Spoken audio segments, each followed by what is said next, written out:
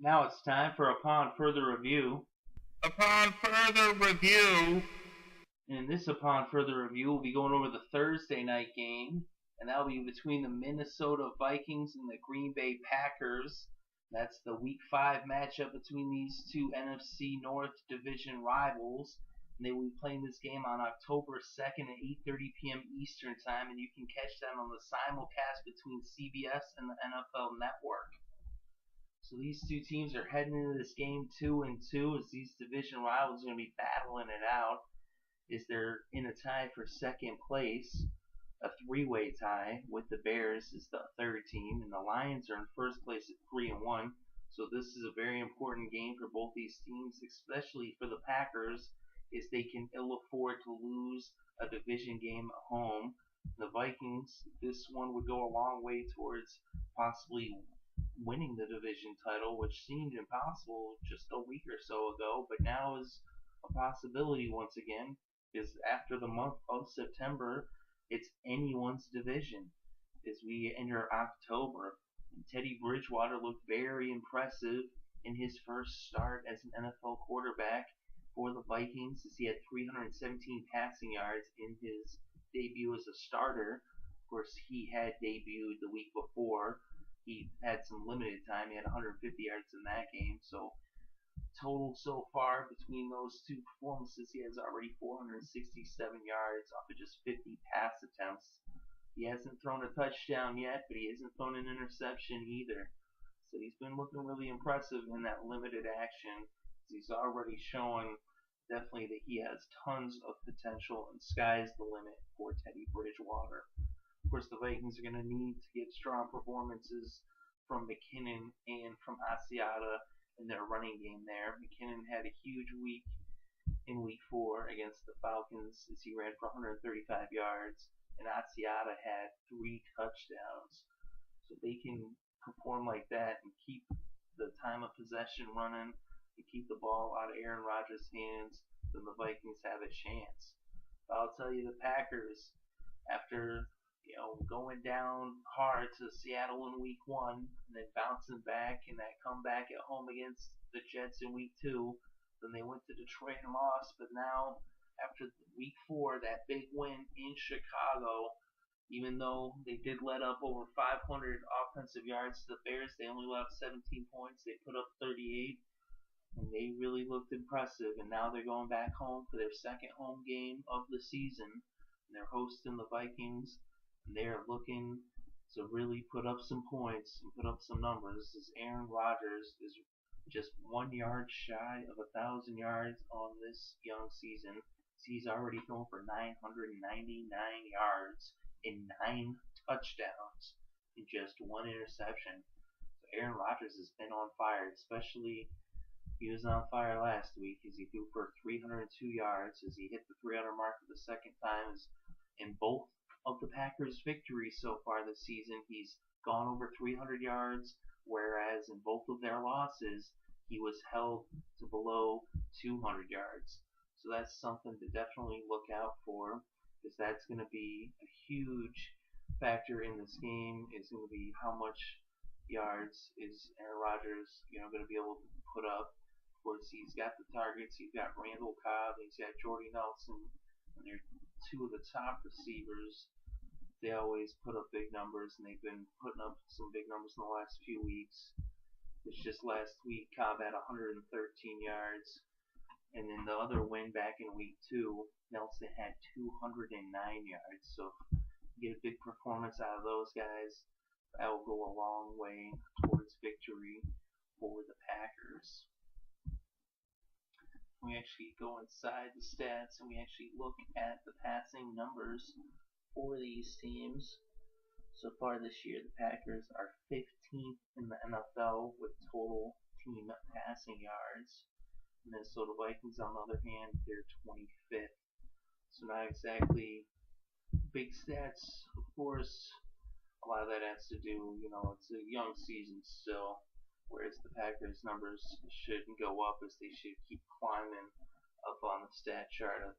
Whereas the Vikings, that remains to be seen. And if we look at the passing defense, the Packers are 5th in the league in passing yards allowed. So they're really good against the pass, whereas the Vikings are 17th in the league in passing yards allowed. So they do have some holes in their passing defense, whereas the Packers, they've got a better, passing defense for sure.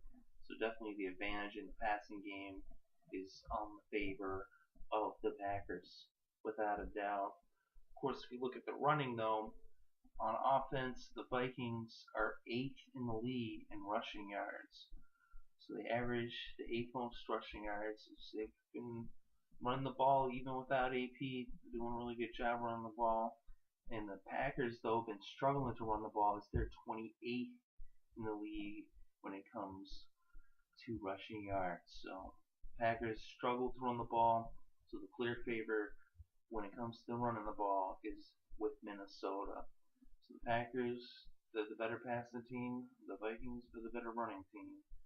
Of course, if we look at their defense, though, when it comes to stopping the run, the Vikings, middle of the road with stopping the run. They're 15th in the NFL with stopping the run, and the Packers are actually dead last when it comes to stopping the run. They are the worst. And of course, a lot of that has to do with the numbers last week. Just Matt Forte put up pretty good numbers against them, so that right there bodes pretty well in the Vikings' favor, and that's going to make this game an interesting game. If you look inside those numbers, as I was saying to begin with, the key is for the Vikings to run the ball and keep the ball out of the hands of Aaron Rodgers. If they can do that, they have a chance. Of course, Aaron Rodgers needs very little time to score.